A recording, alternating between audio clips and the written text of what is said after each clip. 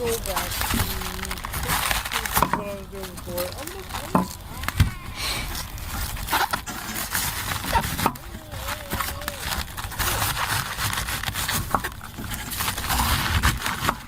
gonna have a trade right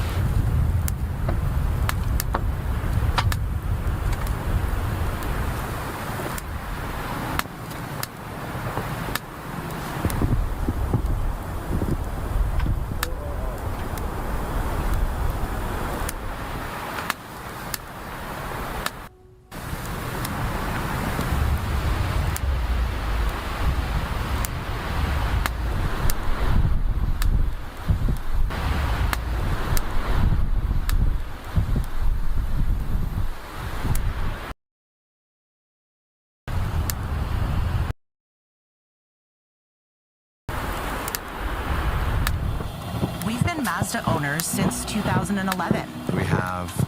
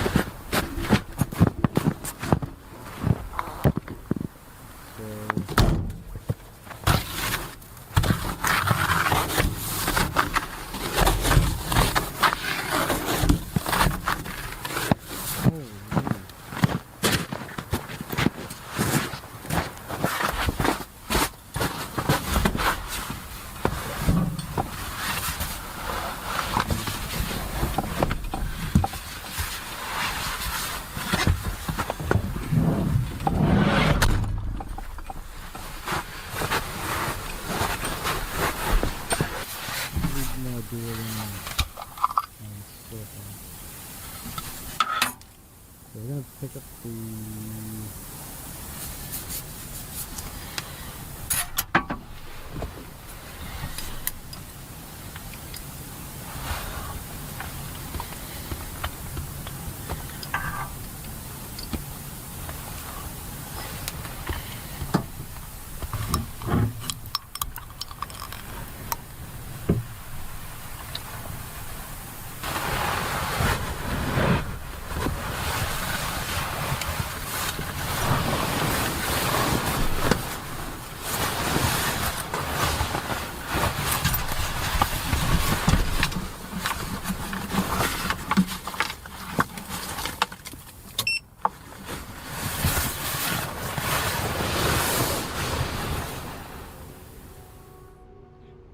that was a cool video.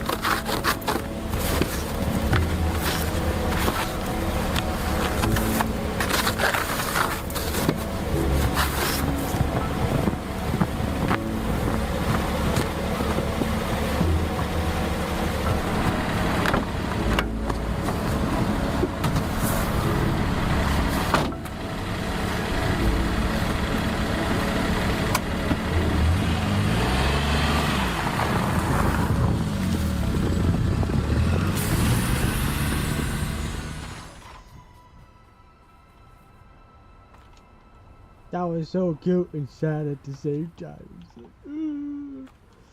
So many pimples to pop. Round and round, popping some pimples. Popping some pimples. Yeah, no threat of the worm from here, 'cause we got pimples to pop. Oh yeah. Gonna store some in here. Yeah. It's time for the worm to come get here. Oh yeah. Gonna not eat me today. Try to eat me one more and do it out. Spotlight, I gotta go. But not before I grab more. I'm not greedy, I'm just strategically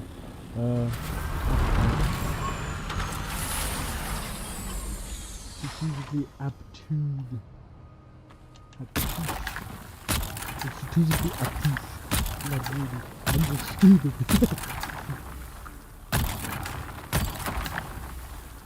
Yeah. Take this in. See how this is going? It's going so well. That one.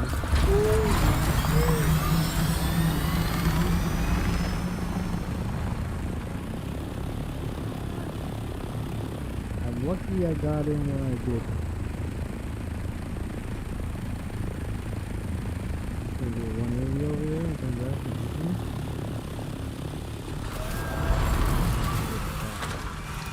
the popping sand triples.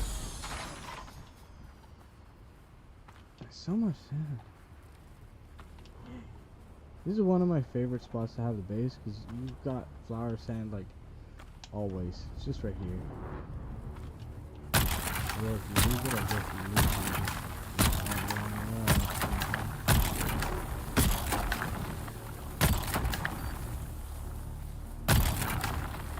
Just like that.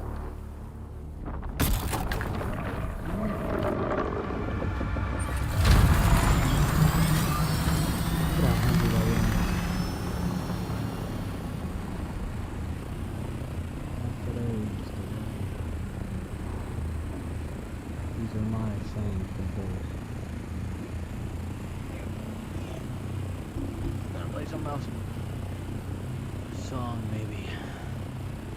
Let's watch this after everything else.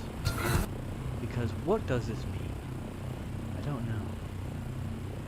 I used to a long time ago I saw it initially. It was like you gotta pay for his like CX90, that's the complete package. Driving dynamics, so check it out in a bit here.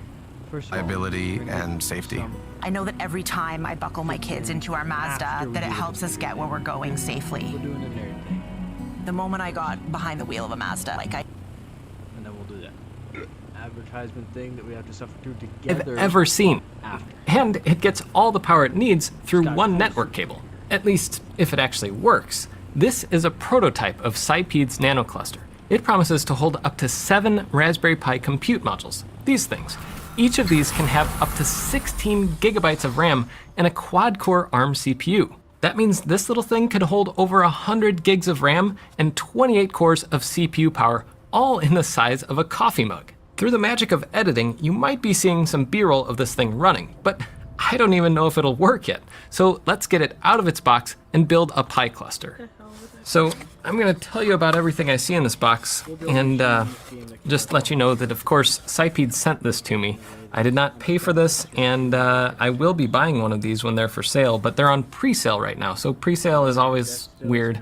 I'm not gonna go deep into the pricing, only to say that Sipeed usually makes things that are a lot cheaper, sometimes without as many features as other products that you could compare it to.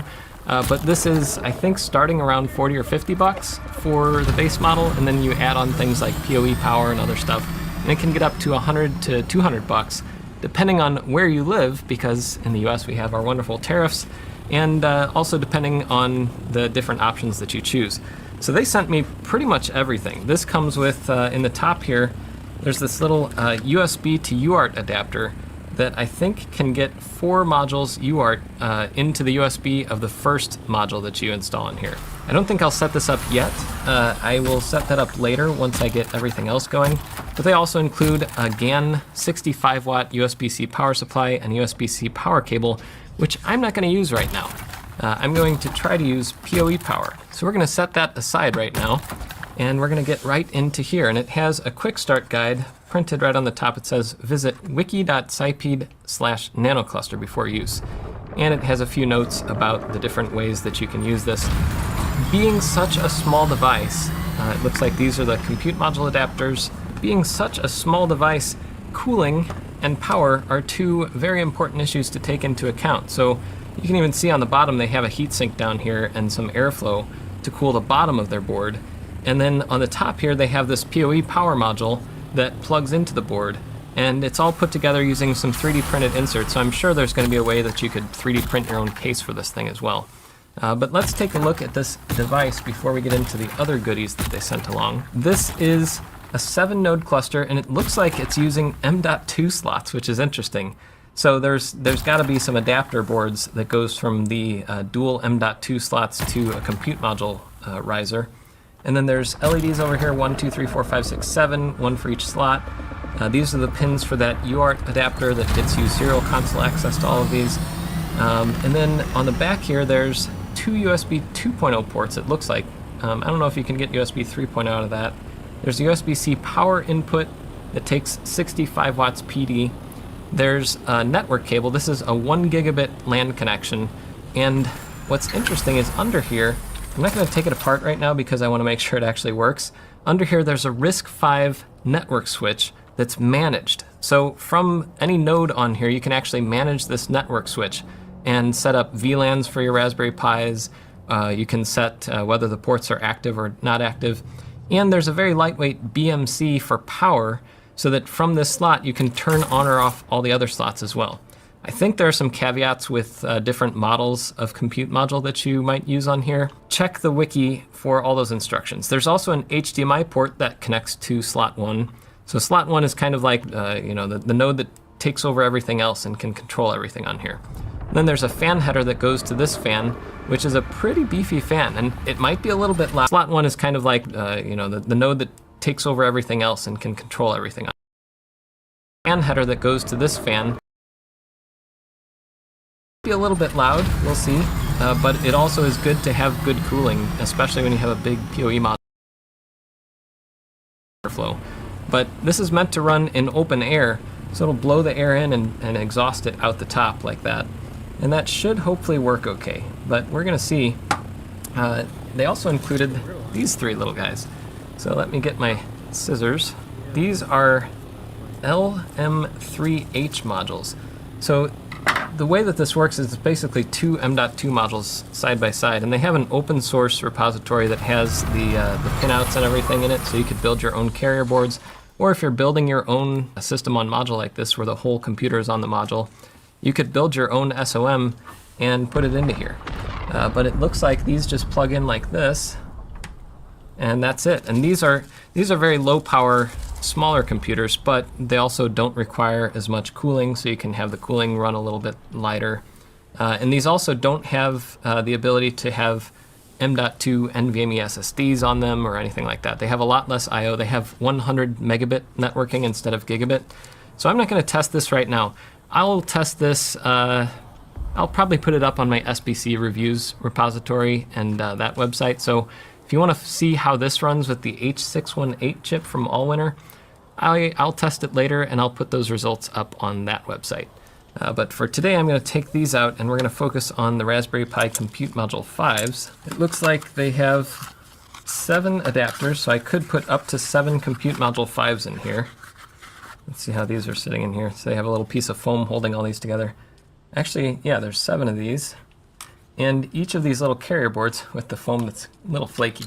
I'm going to take these out of here and get this foam out of here so it doesn't flake all over the place.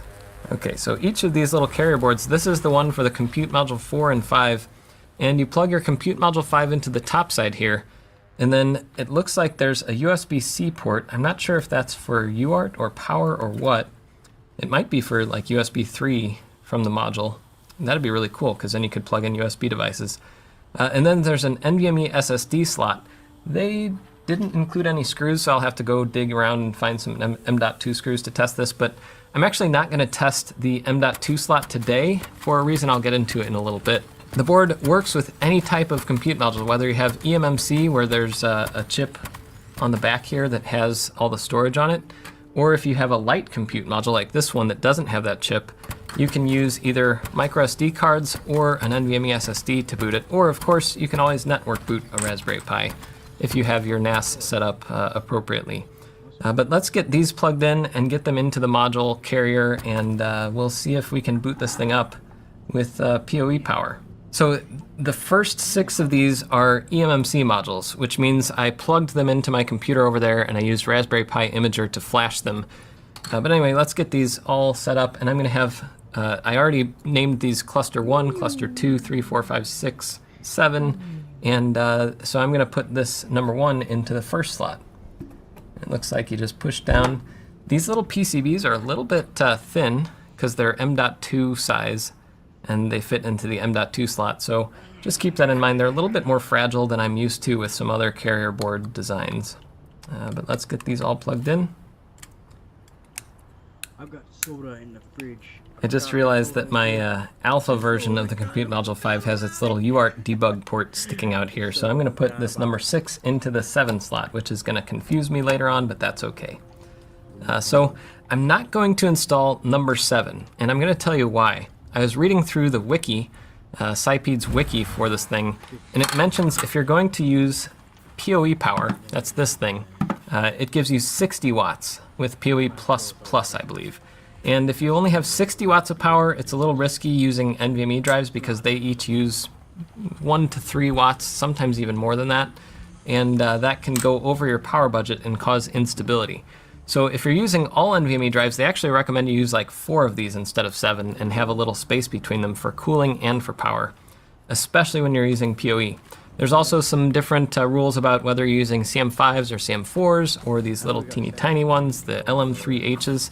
So read the wiki for all of that. And today I'm just going to stick with the 6 of these, which should fit within the power budget of this guy, which is, this is a PoE++ charger with 56 volts at 0.535 amps. I hope this is the right one. I have it labeled in the box as 802.3BT, which is 60 watts. So we'll see. So I got my network cable. I'm going to plug into the output on my PoE device. And we're going to plug this in and see what happens. Now remember, I pre-flashed these, so they should all boot up, assuming that this just doesn't just catch on fire in front of me. But hopefully that doesn't happen. There it goes.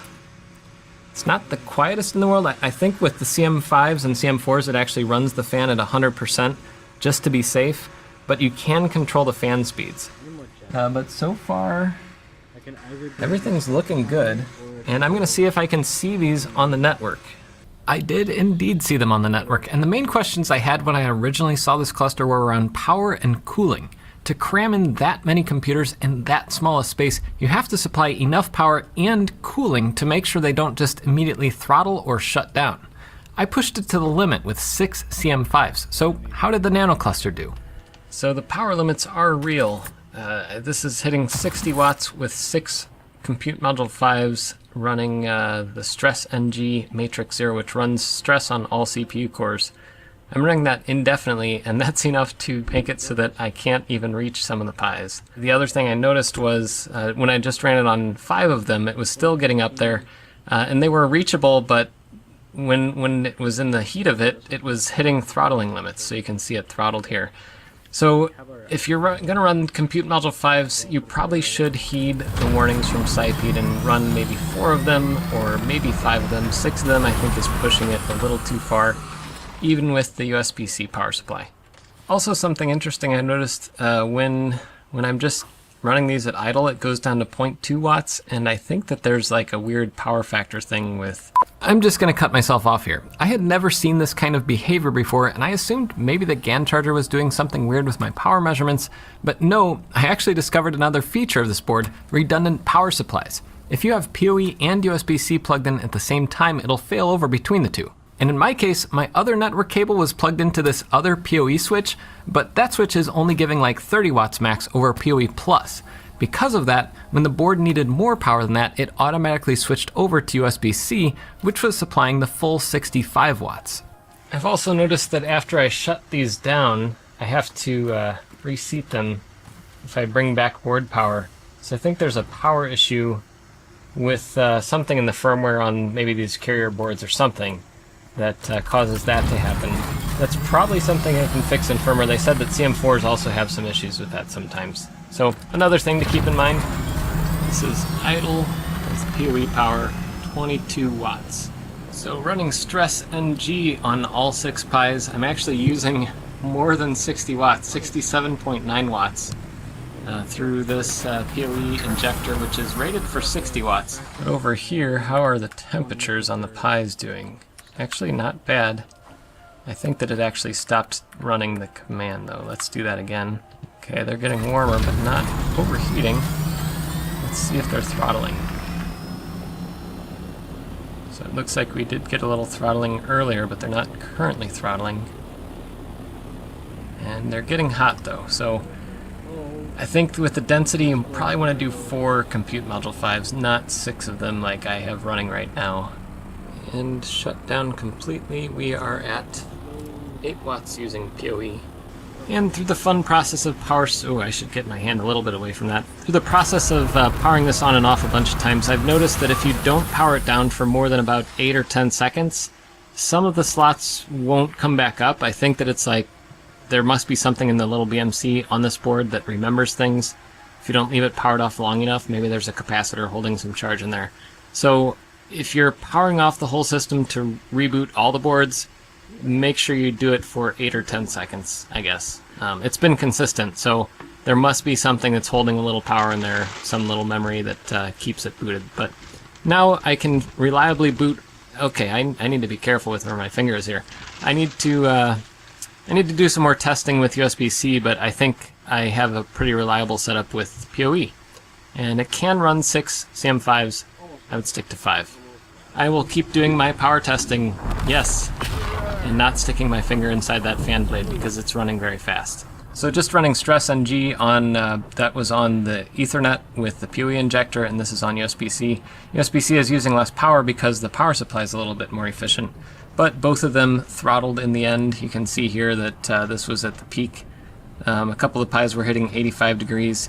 So Cyped says, you know, if you're going to be running a lot of high power stuff, you want to space out 4 Pis instead of having them crammed in so tightly. And that's probably some good advice. So that's it for power. Next up, I wanted to dig into that fan. It's a bit loud, and we can already see the Pis were throttling without enough airflow between them. I wanted to see if I could control the fan and also how thermals and sound levels were a little more quantitatively. So next up, I was going to mess with the fan speeds because by default, I'm going to be quiet for a second so you can see how loud it is without me yapping away. You can see it's about 58 decibels from 6 inches or whatever. It's definitely noticeable. I'll let you listen to it for a second without me talking close up so you can hear kind of the sound that you're going to hear. And it's not a horrible sound. It's not like a little whining bee or anything, but it's definitely not quiet. And what I was going to do is try to get it to be as quiet as I could get it without throttling the Pis under normal workloads. However, the script that they provided, this script right here for the CM5, didn't seem to work. It wasn't changing the fan speed, so I have an email out to Cyped to see. It's probably a pebkek. The problem exists between the keyboard and the chair.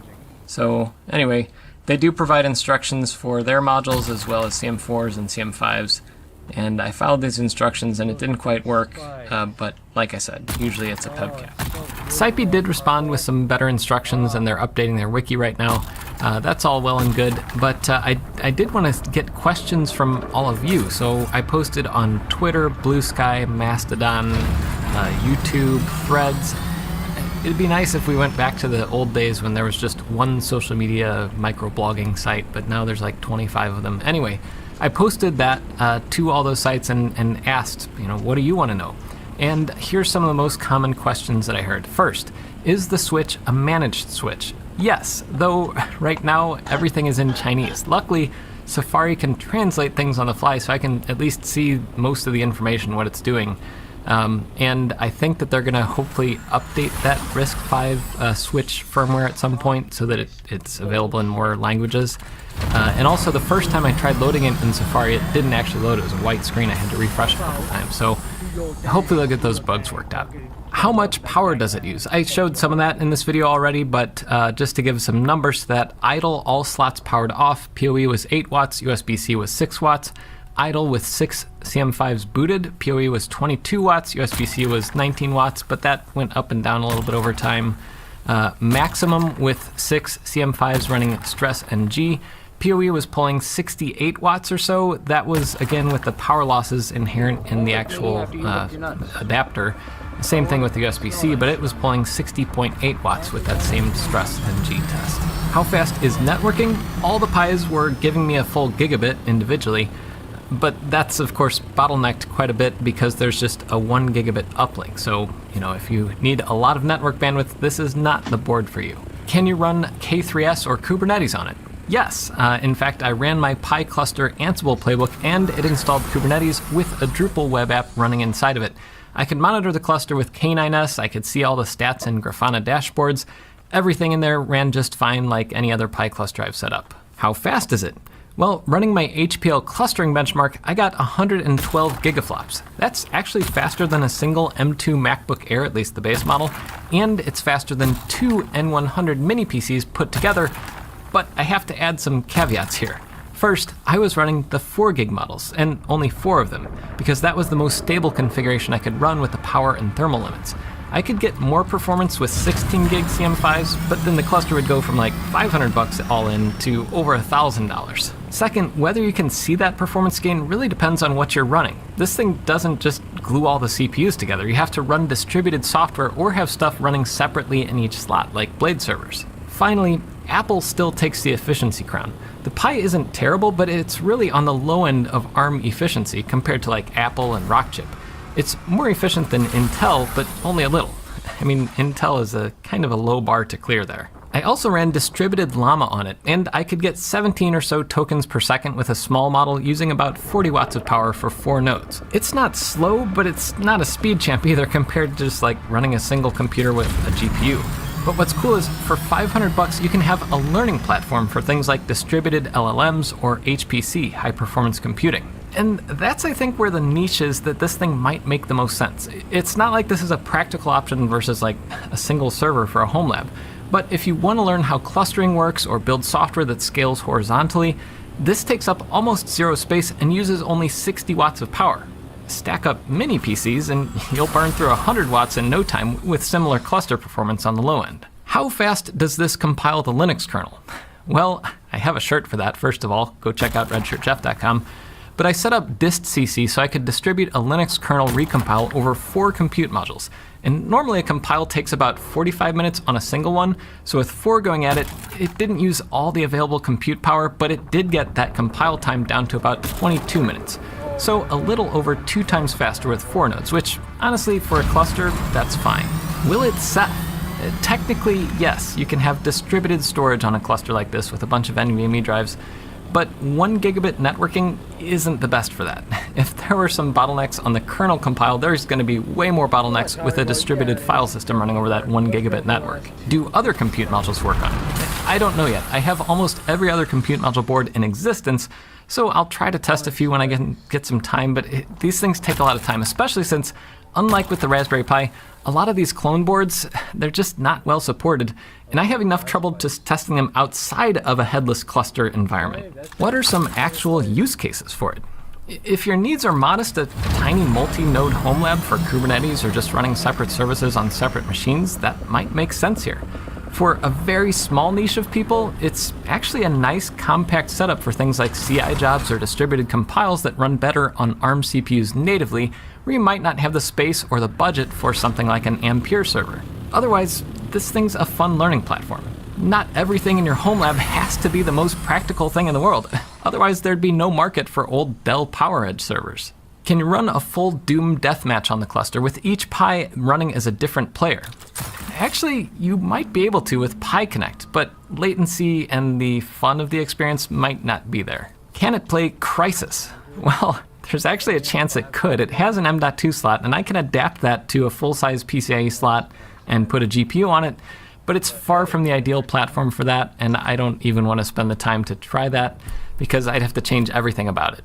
In the end, I think you'll fall into one of two camps. On the one side, it's a fun little cluster board, and it comes with some limitations, but you might be willing to overlook those because it's not that expensive. On the other side, this is a completely impractical device with no use cases, and Raspberry Pis are overpriced garbage. For that perspective, I'm not sure if I'll ever convince you that you can still have fun with things that aren't your version of ideal. But for the former, Cypede, I think, hit a nice spot between cheap and functional with this thing.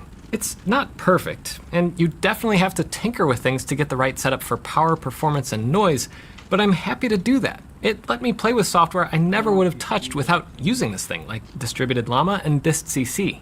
Right now, like I said, it's on pre-order, but it should be available soon for between $50 to $150 depending on where you live and what options you choose. Until next time, I'm Jeff Geerling.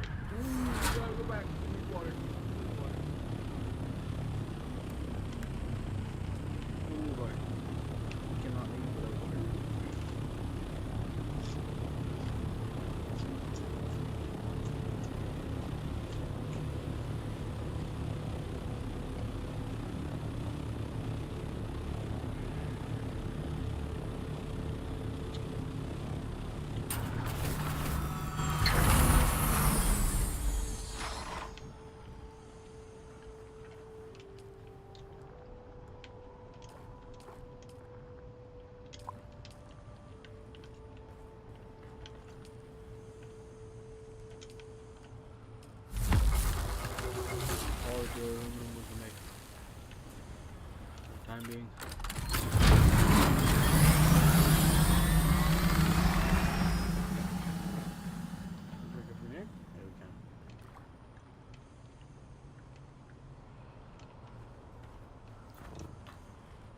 Ah, yes. Okay. We will wait. Oh, we get water. I will rinse out my peas. In the meantime, we will switch to another show to watch while we do our work. Our work. Yes. I knew that I would be a Mazda owner for a very long time. It's a great vehicle. Fits and the great escapades that is Dr. 03.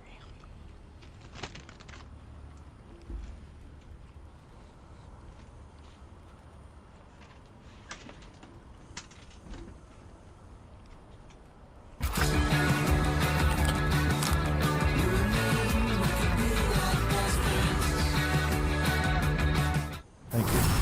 Enjoy the view, idiot. Hey, why don't you take a peek down there? Tell me how it is. Okay, that would have been a lot cooler if I killed him.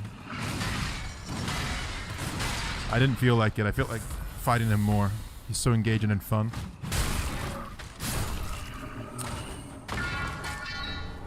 Oh, he's actually dropped them as well. Is that a every time drop or is that rare? They seem kind of fun. I'm never going to swap from the bonk, but they seem kind of fun. Where are they? Here they are. Holy shit. 100% drop. Got it. Pretty sweet. Sector weather alert. A large sandstorm is approaching. Oh, that's fucking fun. That is fun. Look at all you can do with them. C strength and E dex. Well, it ain't got nothing on the damage of our big stick, unfortunately, but very cool.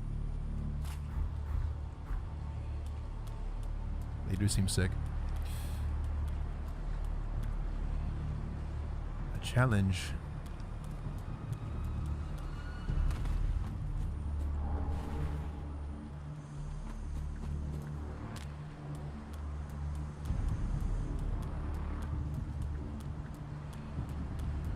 We're probably going to do Elden Ring after this. And I'm not sure if it's going to be right away or not. Might need to take a little break. Stream some variety and stuff. And then I think I'm strongly considering, and don't take my word for it. Sector weather alert. A large sandstorm is approaching. Everyone's always telling me to leave, bro.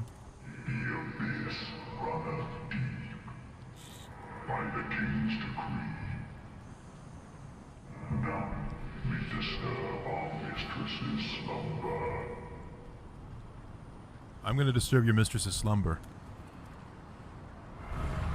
Maybe Elden Ring subathon. Maybe. Maybe.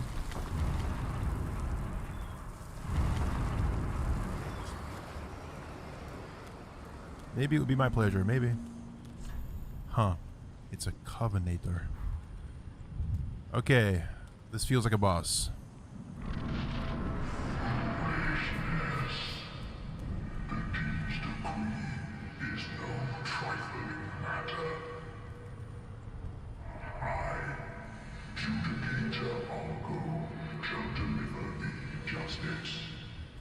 Why do you sound like a Decepticon?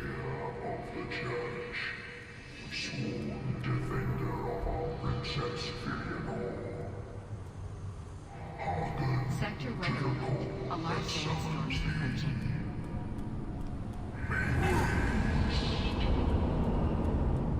Oh shit. Who's this? Oh, it's one of them like painting gods.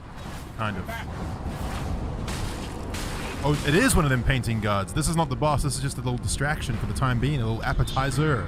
A little aperitif. Todd, I just walked at. Oh, ow. Now it's saying. Oh. By Okay, well, if I can't kill this thing, I'm probably cooked, huh? Adblock. But Oh shit. of course, What's going on? my adblock on because I walked at. Man, the stamina is not working. How does that make sense?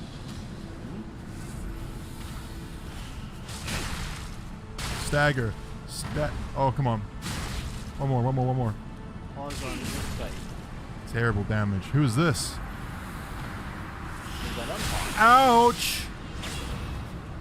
I don't know. Oh, fuck off, man. The fucking heavy attack didn't reach you there.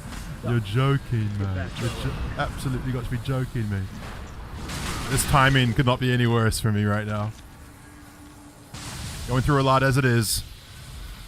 And that's all my flasks gone in a matter of minutes. We love to see this, we do.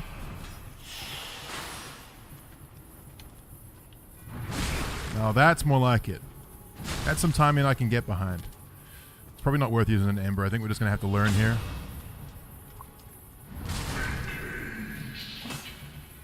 Heavy attacks for the win. Never mind. We lost.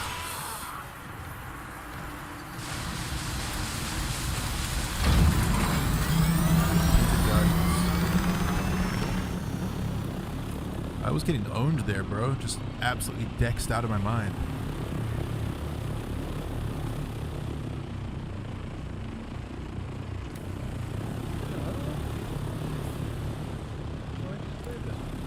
All I understand in the lore is that you're not supposed to be in the DLC because it's got nothing to do with you. I mean, isn't that all of the game?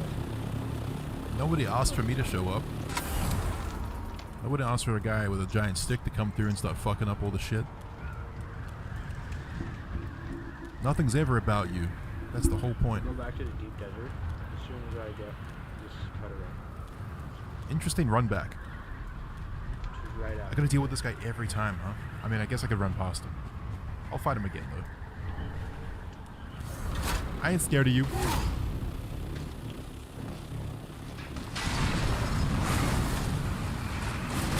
Oh my god, the delay on that is fucking cooked. Fucking cooked, I say. No hits.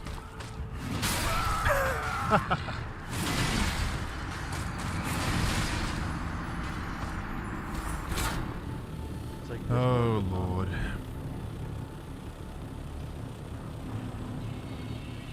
Hang on, I just unplugged my controller.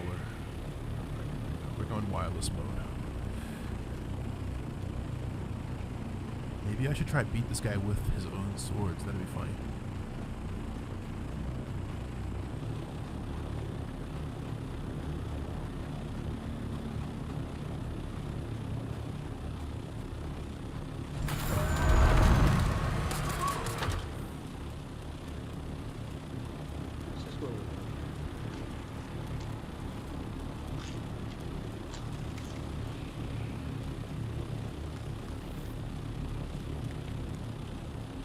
give it the 420 Halubu as well. You ain't gonna catch me freestyling in 2025, unfortunately.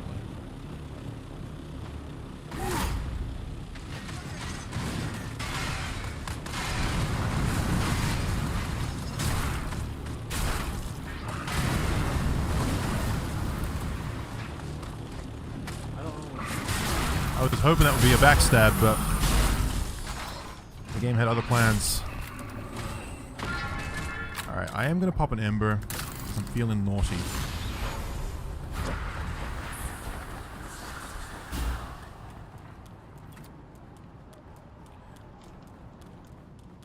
Once you figure out adaptability in Dark Souls 2, it's really not about jank. Dark Souls 1 feels way more jank because of the directional rolling, which I'm glad I started with it because I didn't even notice it my first time playing.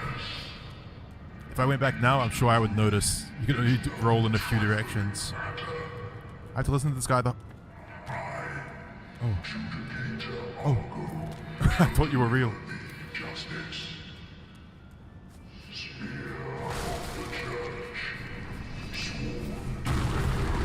Oh, can I hurt him?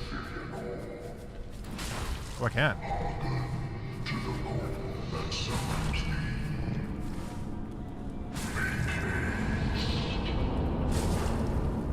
What happens if I kill this guy? Why is he squatting like he's gonna take a shit on me? Ugh.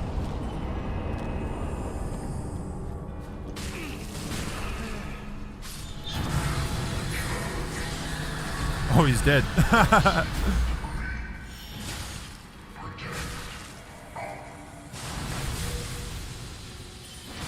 Oh shit, I'm in a weird spot right now. What the hell's going on? I can't move! Oh, fuck off! Oh, guys, please, you're so fast. I get it. Dexterity Andes, dude. So this is a different guy now. It's like a random invader every time this fight. Some kind of guardian of the church.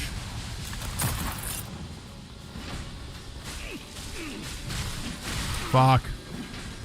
Oh my god. No, no, no, no, no, no, no, no, no, no! Move! Move your ass!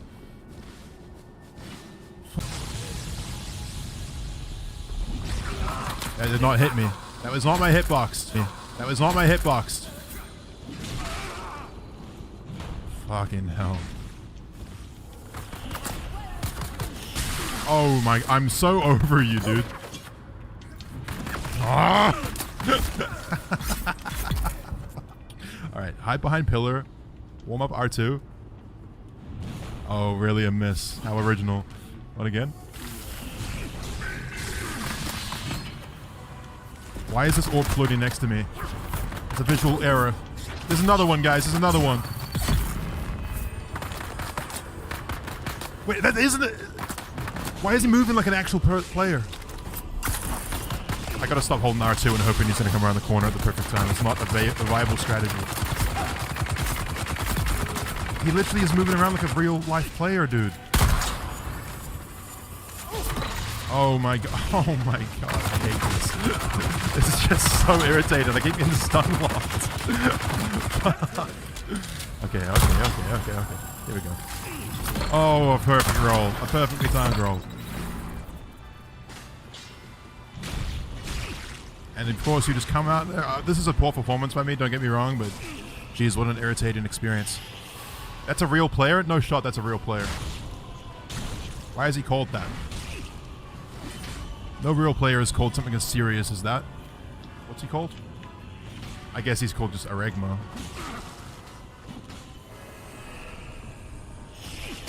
If this other painting guy could die, that would be so cool. Seems that I am actually the one who's going to die, unfortunately.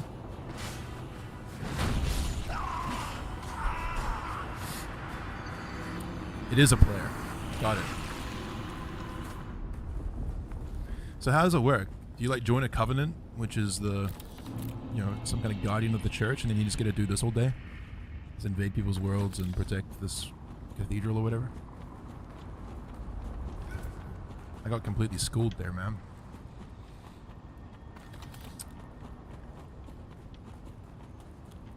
I don't know, it was so tempting to just try and get the R2 hit on. It's so satisfying when it connects.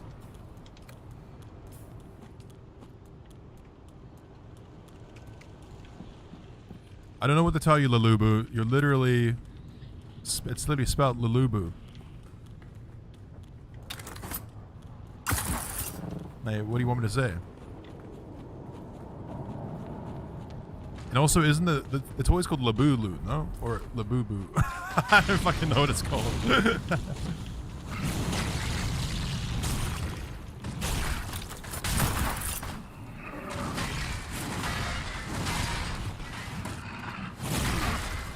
Fuck you, fuck you, fuck you, fuck you, fuck you, fuck you. Die, die, die, die, die, die, die. I'm dead! Labubu. And you're Lalubu. Whatever, man. I keep running past Madeira's room. What you talking about?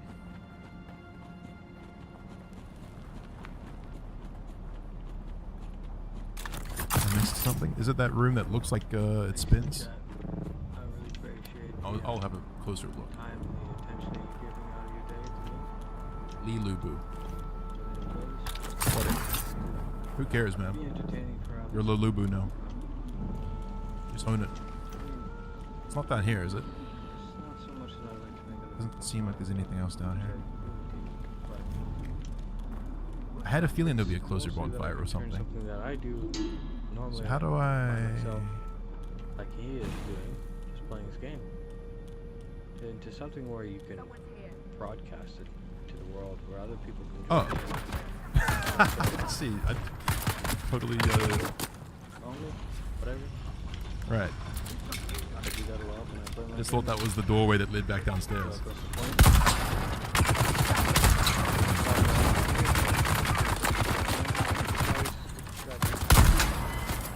Kind of more something weird right there. For the sake of playing a game. There's someone more.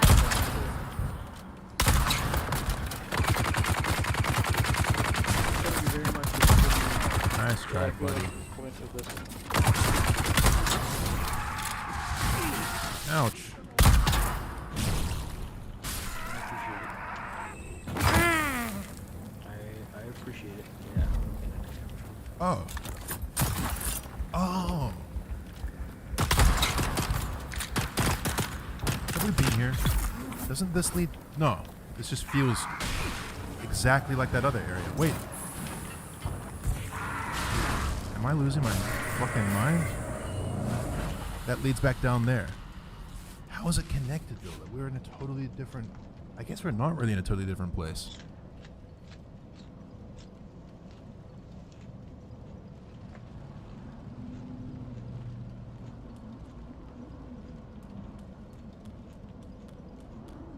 That's... Yeah, so we came...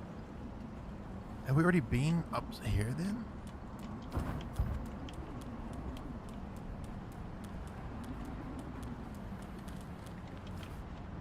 We have. So we've already walked past this cathedral.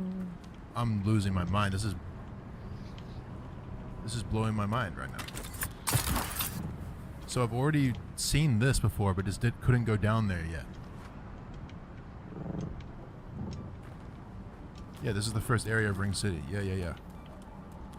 Huh. And then we would have come in here and found this fire. That door was always locked. We've only just opened it. And everything in here we've already explored, including out here, which I think just leads nowhere. But you're telling me that there's a secret room.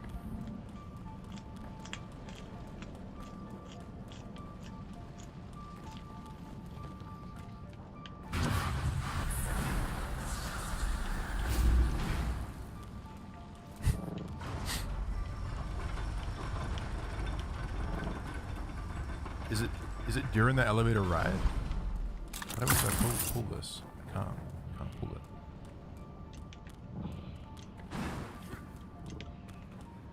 it. Left side of elevator shaft.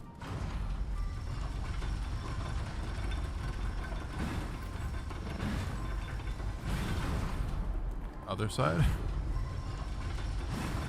Oh, I see. It's not even a secret. Wait. Guys, this is so confusing. What the hell is this? Oh, that leads to Stairway there. and start. Let's see if we can find the stairway. And then up here, there's an ember, Has some intel. and a hidden bomb. And we will be able to Huh. get everything we need. We're going to Wait, I got the use ring? laser. No way. Oh, not yet. Oh, on the statue. Well, we'll get that later. Spear ornament.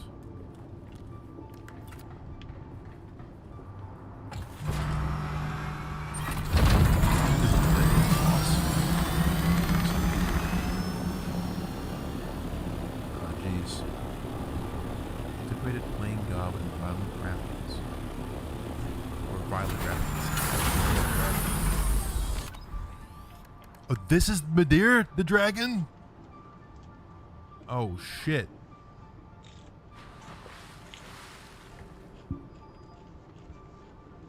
Maybe I should have got that ring. I see. Wow, what a beautiful area. Just take it in for a second before we get our ass kicked, huh? Here, dragon, dragon, dragon.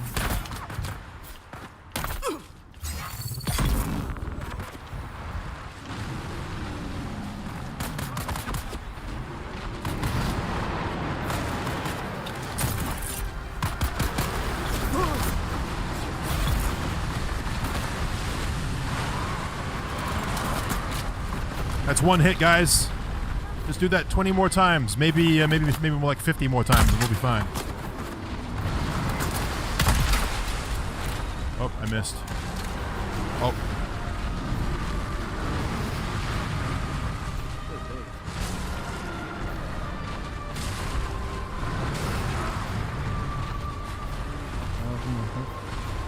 Oh. That's a nice dragon. That's a nice dragon. That's a nice dragon. Okay.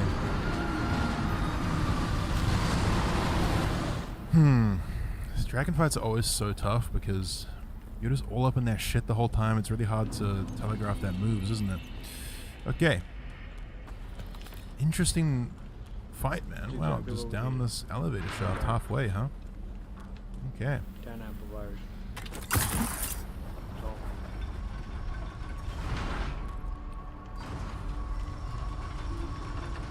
Let's get the ring. Let's do a bit more exploring. Let's see. And maybe because we're down here, we What will else give can we the Spear of the Church one more try. Who goes there? Hell yeah. It's actually going to help a lot for this fight because we need that stamina regen. Let's try it out. Now, I'm thinking I can just walk right past you. What do you say about that? Do you agree?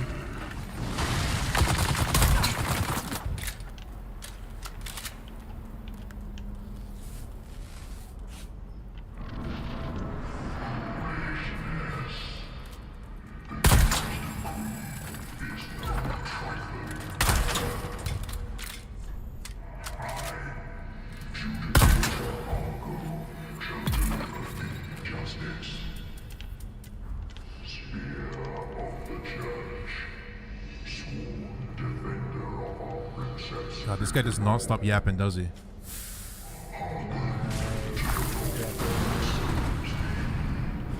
I don't even know if there's any point to trying to hit him. Probably just focus this little fucker first. Fucking asshole. I hate this fucking thing. Fuck you. Fuck you and your fucking throwing darts. It's not fair.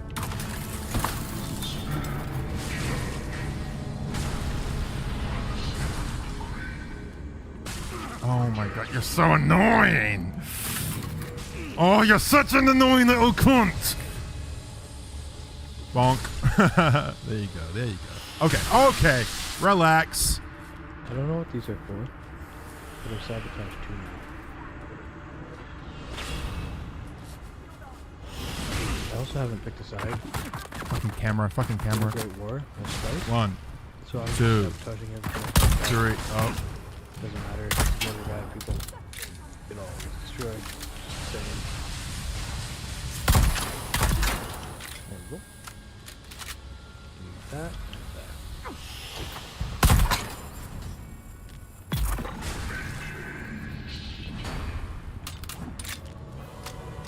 Uh-oh, we got another fucking painting defender. Come here. Come here. Come here. What is he up to? There you go. Oh.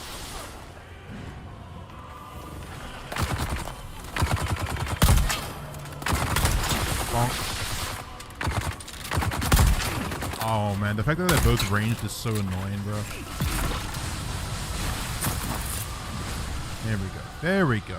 Okay. Just you and me again, huh?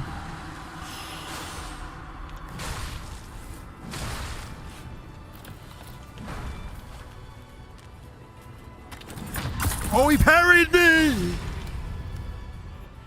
I got parried by a fucking NPC, man.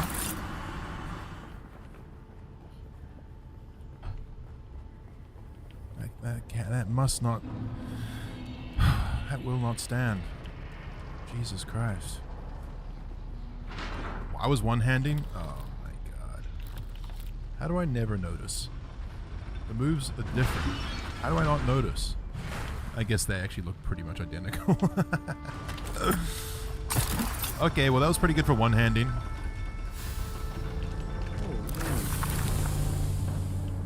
I can't believe he parried me. Pretty good find. It's so embarrassing.